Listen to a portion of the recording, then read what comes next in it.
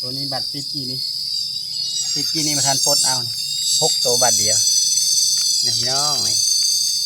น้องโอ้คักไอ้เลยพี่น้องนี่เนี่ยไม่เอามือติดเลยโอ้ปอดเต็มเลยโดยสบายดีเด้อพี่น้องเด้อมื้อนี้เบาเก่งมันอยู่ป่าพี่น้องเอ้ยมื้อนี้มาหาอาหารขั้นสูงพี่น้อง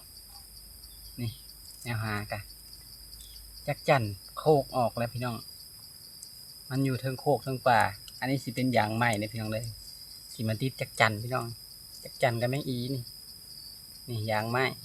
นี่มันเบิ่งเชื่อจักโตมันมีต้นน้อยๆต้นหนึ่งเต็มเลยพี่น้องจักเหม็นจักร้อยแต่ว่าหากคือสิได้บ่หลายในเบิ่งย่ำมันติดบ่ได้มันแตกไปเบิดเพราะว่ามันต่ำเพราะกระเทินแล้วก็มันสิรักแน่เพราะว่าเป็นกลางเว้นถ้ากลางคืนเนี่ยสิเอาง่ายอยู่พี่น้องเต็มต้นไม้เลยตัวมันหักสิมืดเนี่ยเป็นจุดในงาไม้น้ำดำน้ำแมนเบิดละได้จักจั่นเต็มอยู่ลามลงมาหอนงาลุมไปติดเบิ่งก่อนพี่น้องมาพอเดียวได้พี่น้องมันจะเงียบหลายคนบ่ได้มันรักคือยังอันนี้ก็สีเที่ยวเข้ามาเอาอย่ามันแตกไปเบิดละสิกรรมเอาใหม่ไปให้มันมาเข้าใหม่ก่อนสิมาเอาอีกติดเกลือนี้ก่อนเดี๋ยวมาเบิ่งเชื่อจักโตเป็นยางไม้พี่น้องมันจังปลอดภัยบ่มีสารพิษเอากินเข้าไปกับบ่เป็นหยังหาเห็ดมาใหม่ๆจังหวะยาวเพื่อไปทักใหม่เด็กก่อนเอาเบิ่งเชื่อจักโตมาหาของป่านะพี่น้องมึงคิดพ่อได้ป่นอยู่บ่ป่นได้เจียวอยู่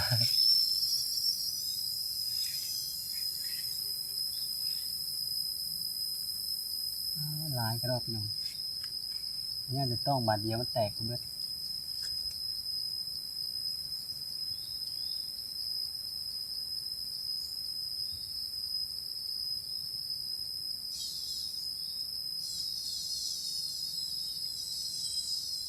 ติดแต่ที่บ่ออกได้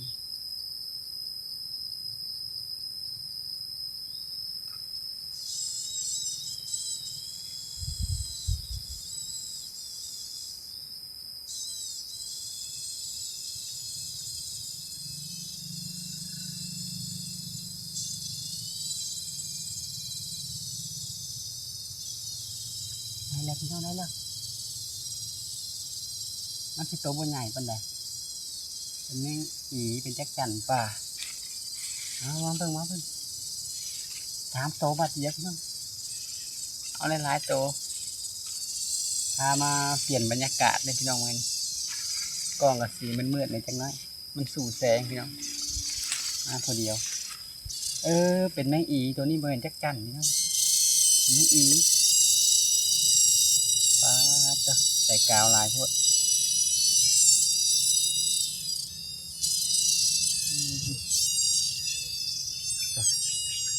ใส่กาวลายพวกละเอาสิปิดออก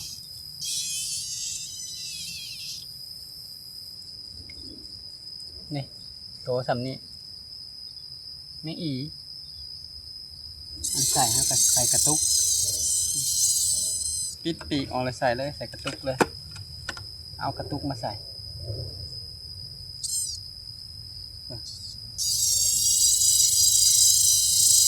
เป็นยางไม้ติดขัดอะไรพี่น้องดึงก็ไม่ยังออก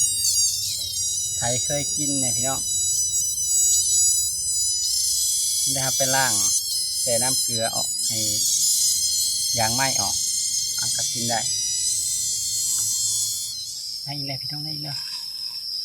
บาทละ3 บาทละ3เอาบาทละ3ตัวมันเป็นแมงอีป่ามันตัวมันใหญ่เป็นแมงอีมันคือจักจั่นพี่น้องนี่3 ตัวเลย4 ตัวพี่น้องป้าบาทเดียว4 ตัวที่ห้องน้องสนันกาวห้องก็ได้เหนียวคัก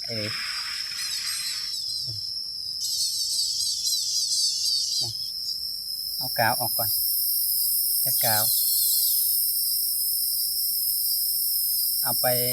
เจียวกินพี่น้องขั่วกินก็ได้บางคนเพิ่นฮอดก้อยกินดิบถูกเพราะว่าทางในมันบ่ได้มีมันบ่ได้มีสายมีพุงเนี่ยจักจันจะไม่อีมีแต่ท้องห้องแล้วล่ะตะกินอยู่เอิกมาสิไปขั่วกินพี่น้องมาอีกแล้วพี่น้องไม่เยอะ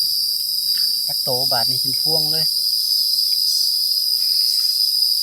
อ๋อต่อพี่น้องเบิ่งแน่นี่เบิ่งซอยเนี่ยพี่น้องนี่ปลาหล่นแล้วปลาจักตัวนี่1 2 3 4 5ตัวบาทเดียวแล้วปลาตะมินตะตังทางบ้านบอกเก่งเอื้อนตังเลยพี่น้องอย่างไม้ทางอีสานทางยังเพิ่นจะเอื้อนว่าตังเป็นอย่างจากต้นไม้ต้นโพต้นมะเดื่อต้นลายต้นอยู่ต้นดอกตีนเป็ดทางบ้านเฮาเอิ้นเป็นอย่างได้เบิดอ๋อแตกกันเบิดเลยพี่น้องเอาลงก่อนแตกแล้วมื้อหน้าเฮามาเอาใหม่อีกก็ได้เด้นี่เพราะว่ามันอยู่ที่ต้นนี้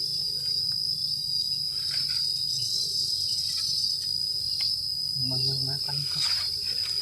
จักโตนี่วันละ5 6 โตก็มี3 4 โตตัวนี้บัตรติดกี่นี่มาทานปลดเอา6 โตบาทเดียวเนี่ยพี่น้องนี่เอาก่อนมีแตกกันเบิดแต่ยันมันแตกไปก่อนมันได้ยินเสียงครับมันรักได้พี่น้องต้นบทสูงมันก็เลยรักเขาได้ยินเสียงนี่อย่างเขาติดมันก็รักในหลายเติบเลยพี่น้องติดข้าวเดียวนี่เป็น30 ปลายโตแล้วหรือ40แหละมันโตบ่ใหญ่ไม่อีป่าสำนี้นี่ก็โอ้ยพอแจ๋วแล้วสำนี้ก็ได้เนี่ยมันติดอยู่ตามงาไม้เต็มอยู่จะไม่อีห้อยตามงาไม้ลามอยู่สุดปลายเลยเอานี่สิพาย่างเข้าไปติดเลยเอาแบบมันต่ำเอาแต่ไม้มันเข้าไปเลยเบิ่งมามันสิลักบ่หรือว่าติดได้เท้าเข้าไปหอดใกล้กันน่าจะติดได้อยู่บางแนมันเหนียวนะเป็นสุ่มเบิดผู้เปียกบนเลยดินนะปลาตัวพี่น้องทางเทิงหัวให้เต็มอยู่มันได้ติดให้เบิ่งเข้าใกล้ได้เสยพี่น้องนี่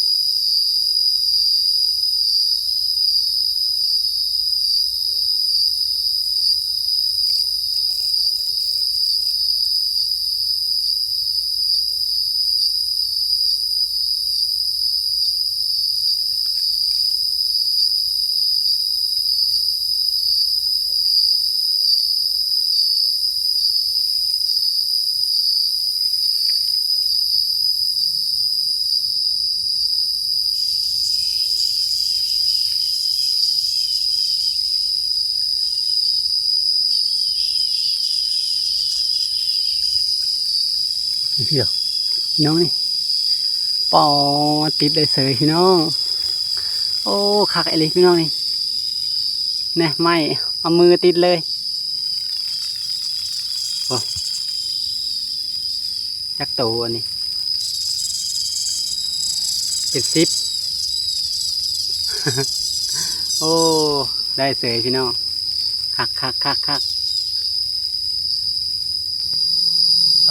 คักอันนี้พี่น้องเป็น10 บาทเดียวเลยเอามือหยื่นติดเอาเลย มันลงมาเงาเอากวนทั้งเทิงปลายนะมันยับลงมา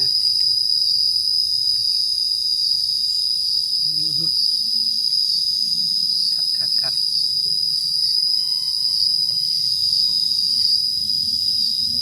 เต็มมือ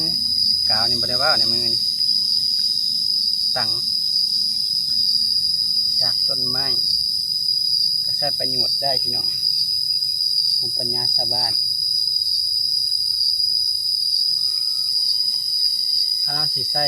กาวเห็นบางบ่อนมันใส่กาวเลยพี่น้องแต่ว่าห้ามบ่ใส่ยันเบื่อมีสารเคมีติดออกก่อนมันหลายพวด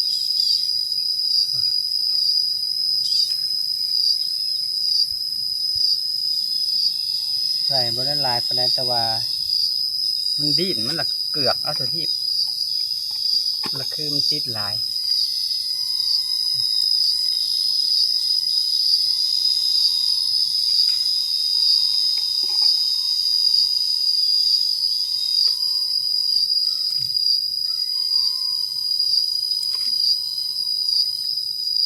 บาทเดียวเป็น10พี่น้อง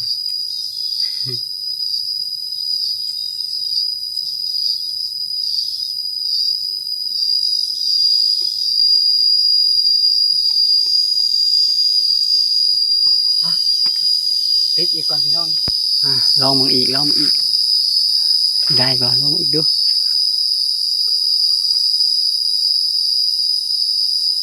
นั่นได้คือเก่าพี่น้องนะ2 แต้มแล้ว2 แต้มแล้ว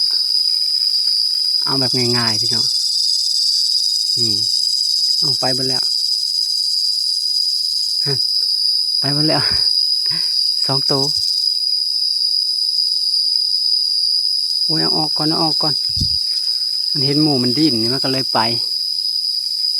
ยังมีอยู่เอาออกก่อนเห็นพี่น้องนี่เอาไปแล้วมันมากี่นี่มันก็อยู่แถวใกล้ๆแหละแถวเงาเต็มเนี่ยน่าได้แล้วนี่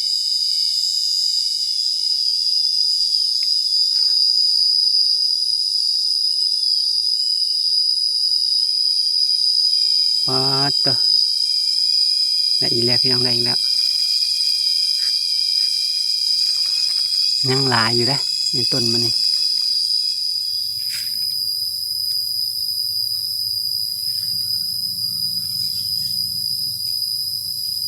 กาเขาก็อยากแล้วพดใช่ไหมอีพี่น้อง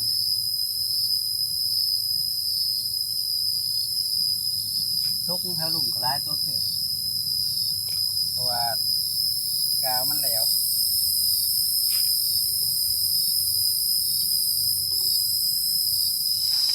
แมงอี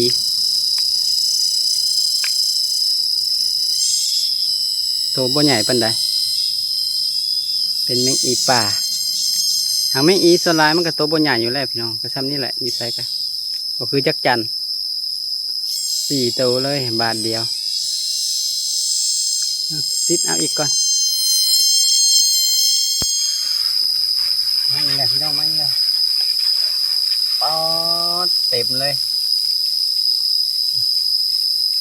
บาทเดียว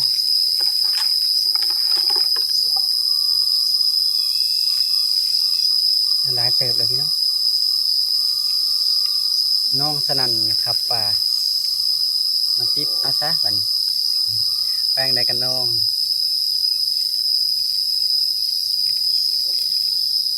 เอาสีเด็ดปีกมันออกเพราะว่ามันมีกาวติดในปีก1 2 3 4 5 ตัวบันละ5 ตัว 6 ตัวเบิ่งครับพวกมาบันนี้พวกพอกินละ4 50 ตัวละ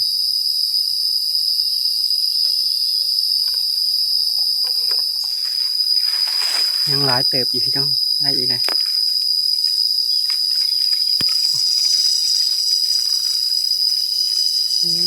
ยังอยู่เอาก่อนเสียงน้องสนั่นครับปาดเนาะอยู่ในกล้องนี่ก็จะได้ยินแต่เสียงจักจั่นเสียงไม่อีเด้อพี่น้องเลยมันสิเสียงน้องๆเนี่ยเพราะว่าจักจั่นไม่อีมาล่าจักจั่นไม่อีพี่น้องมือนี่มาหากินมากับมาผู้เดียว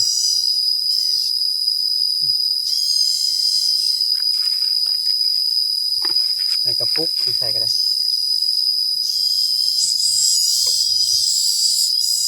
เราก็ไปล้างน้ำสะอาดพี่น้องล้างน้ำสะอาดแล้วเราก็ใส่น้ำเกลือไว้กาวมันอันนั้นไว้มันติดกาวติดตังโอ้ทั้งนี้แห้งร้ายพี่น้องเต็มเลยเต็มสัตว์ไอ้นี่ดังนี่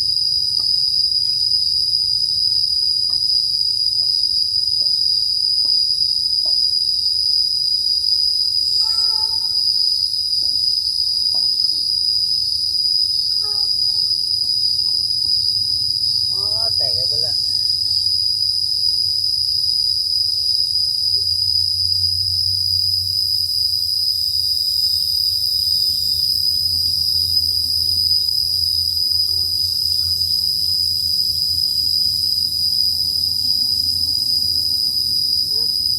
ลงก่อนลงมาก่อน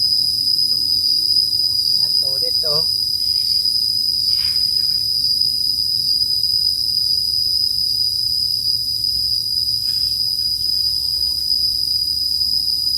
ตัวนี้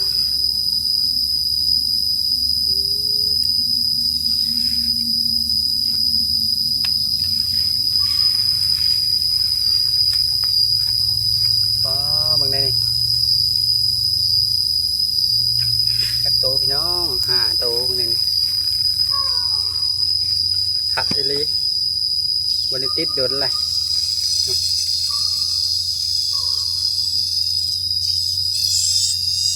นี่ติปิดปีกมันนะออกว่ามันสีติดกันมันมีตังอยู่ใน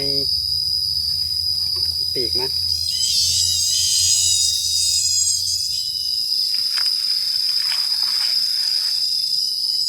นี่โตพอดีงามนี่อีป่าพี่น้องว่าเจียวพอกินแรงเวลาเติบ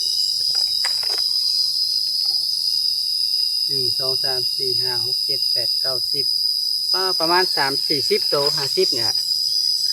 50 โต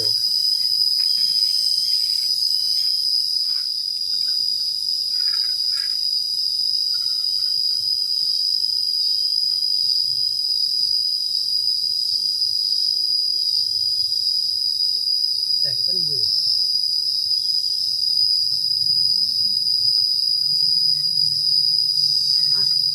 มาละ2 โตเอา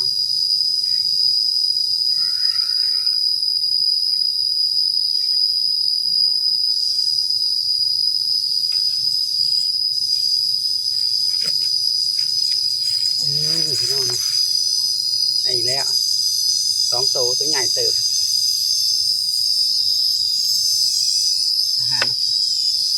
หายากปีละเถือกหน่อยเบิดงามได้กับเบิดเลยช่วงนี้กำลังเริ่มฝนตกแมงอีอยู่ทั้งป่าคัดคืออยู่ทางบ้านวักกิ่งถ้าได้ออกจำนี้กำลังเริ่มออกมาลายจังนี่ผู้ร่วมเข่าม่านเข่าอย่างผมจังมีลาย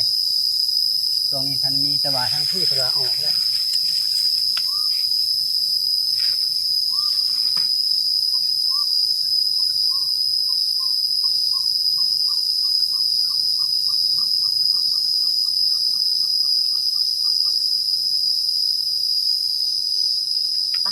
พ่อแล้วพี่น้องออกนอกกันบ้านนี้ถูกเหลือกินเลยสำนี้กันถูกมักหลายนี่ออกนอกกันบ้านนี้อัดไว้ก่อนกินข้าวกันทันกินข้าวต้องสำอันไปต้องมาหาติดใหม่ออกมาข้างนอกแล้วพี่น้องเขาเดินล่ะปุ๊บหลายเติบหน่อยมีแต่แกนแมงอีทั้งนั้นพี่น้องยักษ์จันทร์บ่มีแต่แมงอีเต็มเลยติดข้าวเดียวยังหลายอยู่แต่ว่าออกมาก่อนมันยุ่งหลายแล้วก็อันติดกับเบิดแหละมีแต่ว่าคลิปนี้บาเก่งกับสิขอจบคลิปได้พี่น้องเลยมาหาของป่าให้เบิ่งพี่น้องของหายากของแปลกนะปีหนึ่งได้กินเท่าหนึ่งพี่น้องเลยไป ก็สิได้กินนี่ก็บ่แม่นง่ายหาแนวมาติดหาเอานี่พี่น้องโดยมีแต่ว่าคลิปนี้บ่เก่งขอกล่าวคำว่าสบายดีเด้อพี่น้องเด้อ